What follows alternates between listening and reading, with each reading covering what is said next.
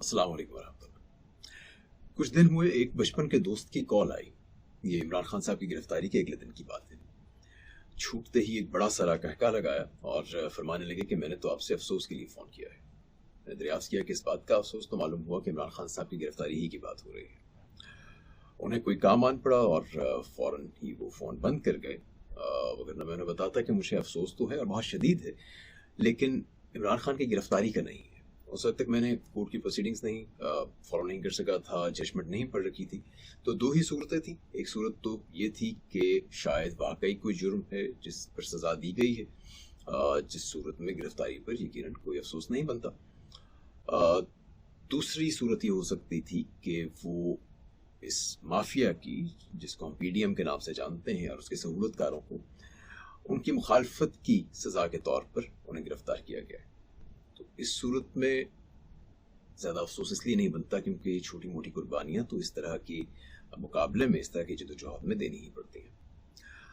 जो मुझे ज़्यादा बड़ा अफसोस है वो एक तो उन साहब की, अपने दोस्त की उस गिरावट में मुब्तला होने का है जिसमें वो हो चुके हैं। फॉर्चुनेटली मुस्लिम लीग नून के हैं, एक ख़ानदानी ग़ुलामी है जिसे निभा रहे हैं।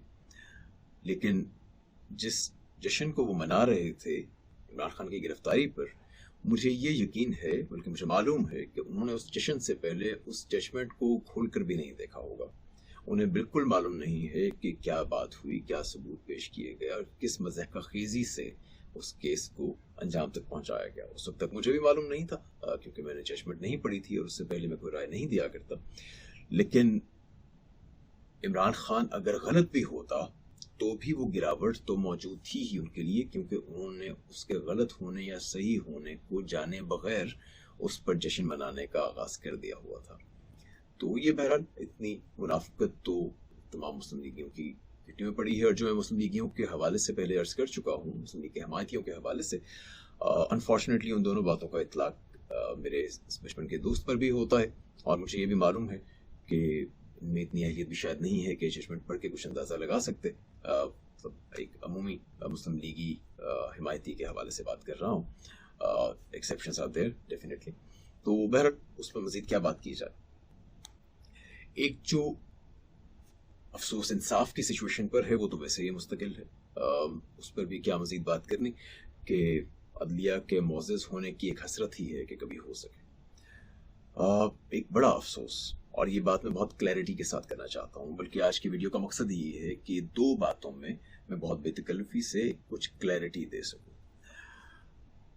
हमारे लिबरल्स और हमारे दानिश्वर, मतलब वो लोग जो खुद को लिबरल और दानिश्वर बनाकर पेश करते रहे, एक बड़ा अफसोस, बहुत बड़ा अफसोस उन लोगों पर है। उन्हें बिल्कुल याद नहीं रहा कि एंटी एस्टेब्लिशमेंट बयानिया क्या था। उन्हें बिल्कुल याद नहीं रहा कि अवाम की हक़ राय दही क्या होती है। वोट को इज्जत दो से वोट से भाग लो तक का सफ़र उन्होंने जिस एक कलाबाजी में तय किया है, और जिस तरीके से उन्होंने तमाम इंसानी हुकूक के परखच्चे उड़ते देखकर उस पर इज़हार इत्मीनान किया है, तो उस पर अफसोस यकीनन बनता है। ख़ासतौर पर अगर आपको उनसे ये उम्मीद ना रही हो। मुझे उम्मीद रही है। इस हद तक गिरावट का बिल्कुल मुझे एक्सपेक्टेशन नहीं थी। मेरा ख्याल था कि शायद कुछ ना कुछ अपनी बातों का कहीं ना कहीं पास रख लें, लेकिन जनाब वो तो इंतहा के बेशरम और ठीक निकले। मगर जो असल बात मैं करना चाहता हूँ और बहुत क्लैरिटी से करना चाहता हूँ वो ये है कि कोई भी शख्स जो आपको मकाफाते अमल का नाम लेता नजर आए, जिस पर ये तमाम दानिश्वर और लिबरल्स जमा हो गए हैं, या यूं कहिए जिसके पीछे इन सब लोगों ने पनाह ली है, क्योंकि इनके पास और तो कोई बात बची नहीं थी। अपने जितने बयानिए थे ये खुद झुटला चुके और इंतहाई ढिठाई और बेशर्मी से झुटला चुके। जिन जिन बातों के दावे करते आए हैं, हर दावे को उलट दिया। तो अब इनके पास एक जो वाहिद दावा बचा था, या जो वाहिद जवाज बचा है, जो जवाज़ी पेश करते हैं, यूं कह लीजिए, वो मकाफात अमल का है। तो एक क्लैरिटी जो मैं देना चाहता हूँ वो ये है कि मकाफात अमल का जो शख्स भी नाम ले, ये जान लीजिए कि एक तो ये कि वो बहुत छोटे किरदार का मालिक है, बल्कि स्याह किरदार का मालिक है।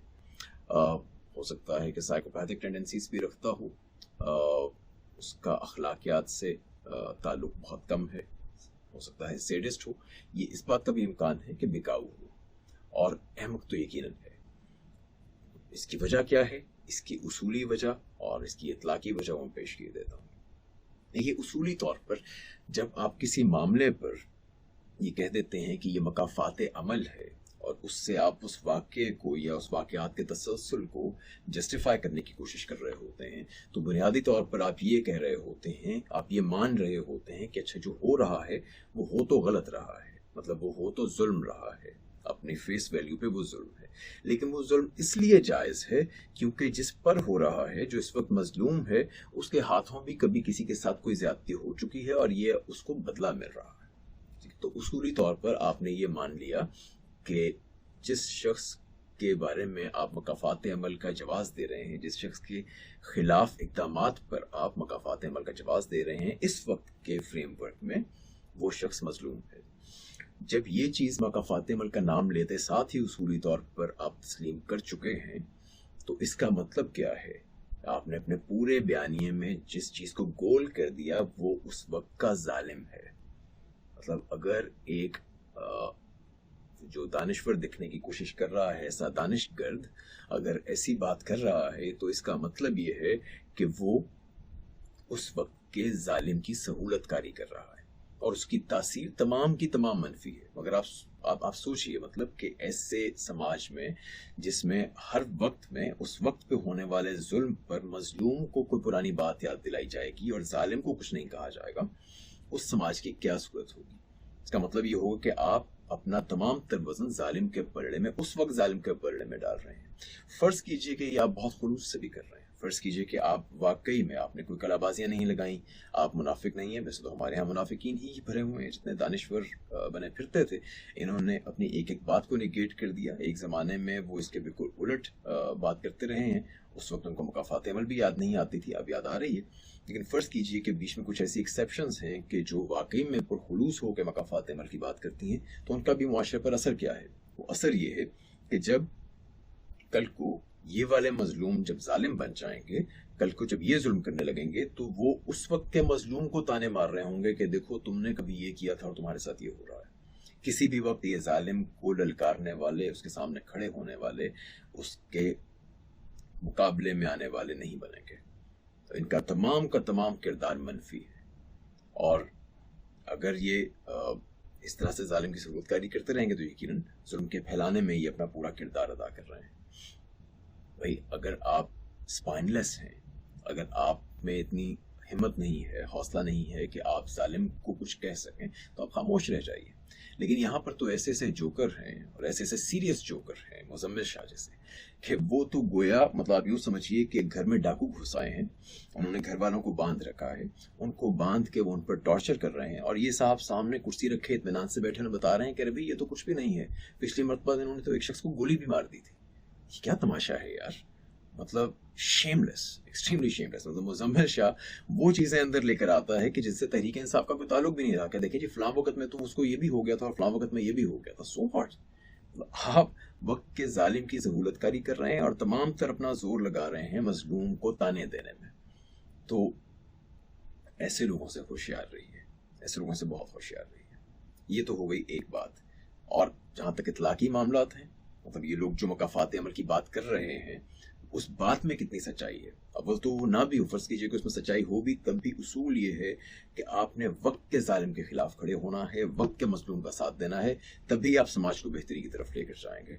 आपने अगर इसको अच्छे तरीके से शेप अप करना है तो आपको वजन अपना किसी ना किसी पलड़े में डालना है और वो पलड़ा वो होना चाहिए जो उस वक्त उसूली मौक़िफ़ में या उसूली बुनियादों पर उस वक्त ठीक जानिब खड़ा है, चाहे उसका पिछला कोई किरदार बुरा भी रहा हो। लेकिन अभी क्या हो रहा है?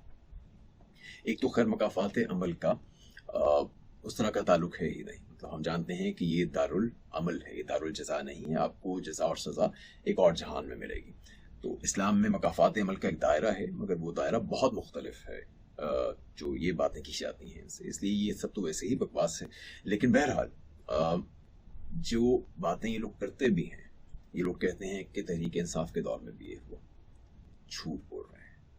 मतलब बिल्कुल सफ़ेद झूठ है और इंतहा दर्जे की मक्कारी है, बिल्कुल बकवास है। इमरान खान के दौर में बिल्कुल कुछ लोगों के साथ हो सकता है कि ज्यादती हुई हो। इनके पास गिन चुन के नाम भी 3-4 हैं, उन्हीं 3-4 नामों को लिए जाते हैं। अरे भाई, यहाँ पे हजारों लोगों को उठाया गया है, یہاں پہ تحریک انصاف کے عام کارکن جو کہ لیڈرز نہیں ہیں، جن کے کوئی بڑے بڑے تعلقات نہیں ہیں، جن کے ماضی کوئی ایسے نہیں رہے ہیں، جو معصوم عوام کا حصہ ہے، ان لوگوں کو جو کارکن بھی نہیں ہیں، بعض جو جلسے جلوسوں میں بیچارے شرکت کے لیے آ رہے ہیں، نہ صرف انہیں اٹھایا گیا ہے، انہیں غائب کیا گیا ہے، انہیں ٹارچر کیا گیا، ان کو چہروں پر سروں میں گولیاں ماری گئی ہیں، ان کو جنہیں ہم برگر بچے سمجھتے تھے اور جن کا ہمیں لگتا تھا کہ ان میں مزاحمت کی کوئی وہ نہیں ہے، کیپیسٹی نہیں ہے، وہ اس طرح نکلے ہیں جس طرح ماضی میں کوئی اور جماعت نہیں نکلی، اتنے زیادہ ایکسٹینڈڈ پیریڈ کے لیے اور اس طرح سے چہروں میں سروں میں گولیاں کھاتے ہوئے کوئی نہیں نکلا تھا. وہ لوگ اس طرح نکلتے رہے ہیں.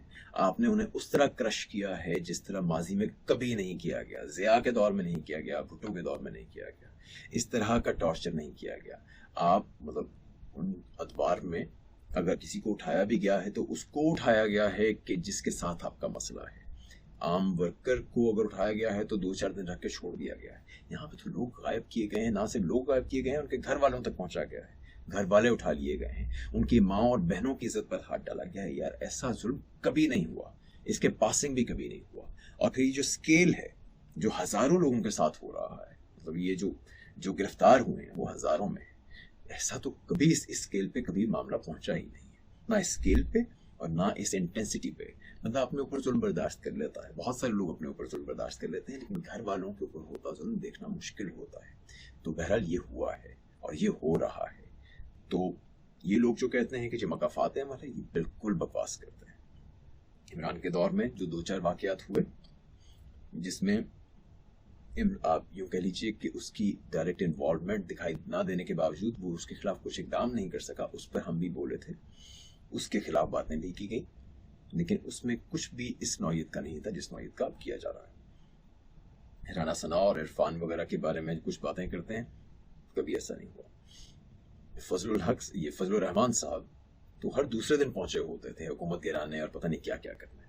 ان کے ساتھ کچھ ایسا معاملہ نہیں ہوا. لے دے کے ان کے پاس جو ایک ایکسیپشن آتی ہے، وہ ایکسیپشن آتی ہے تحریک لبیک کی، اور وہ جو تحریک لبیک کی ایکسیپشن ہے اس کو آپ ایکسیپشن کے طور پر ہی دیکھیں گے، کیونکہ اس کے سامنے اس کے پیرلل میں درجنوں دوسرے ایسے واقعات ہیں اور درجنوں دوسری ایسی جلوس ہیں، ریلیاں ہیں جن کو بہت پرامن طریقے سے احتجاج کرنے دیا گیا ہے، جن کو بلکہ باقاعدہ فیسیلیٹیٹ کیا گیا ہے ان میں سے کچھ کو. تو بلاول صاحب بھی آتے تھے، کام پہ ٹانگتی تھیں اور پتہ نہیں کیا کیا ہوتا تھا. فضل الرحمان صاحب کے لوگوں کے اپنے کپڑے ٹانگے جاتے تھے وہاں پر، وہ بھی جھولے جھولتے تھے، جھولے جھولتے چلے جاتے تھے. مطلب بہت کچھ ہوتا رہا ہے. تو اس لیے اس معاملے میں بہت کلیئر رہی. دوسری چیز جو بہت کلیئرٹی کی ہے وہ یہ ہے کہ میری نسل نے اور مجھ سے پچھلی نسل نے پاکستان کو جس مقام تک پہنچا کے اگلی نسل کے حوالے کیا ہے، اس کے بعد we have no right whatsoever to teach them morals. ہمارے انتہائی گھناؤنے اور متعفن مورلز ہیں. ہم نے تمام تر مورالٹی کو ظاہر تک مقید کر دیا تھا. مجھ سے خاص طور پر میری اور میری سے پچھلی نسل نے. آپ کرپشن کر رہے ہیں، آپ دوسروں کے حقوق غصب کر رہے ہیں، آپ ظلم کر رہے ہیں، آپ جو مرضی کر رہے ہیں کرتے رہیے، بس ذرا دھیمے لہجے میں کیجیے گا، ذرا بات شائستگی سے کر لیجیے. تو یہ اخلاقیات ہیں. آپ کے پاس کوئی حق نہیں ہے کہ آپ نئی نسل کو جو آپ سے بہت زیادہ اویئر ہیں اخلاقی حوالوں سے، ان کو کوئی بھی بات کہہ سکیں. میرا جو کلیئرٹی کی بات ہے وہ کیا ہے؟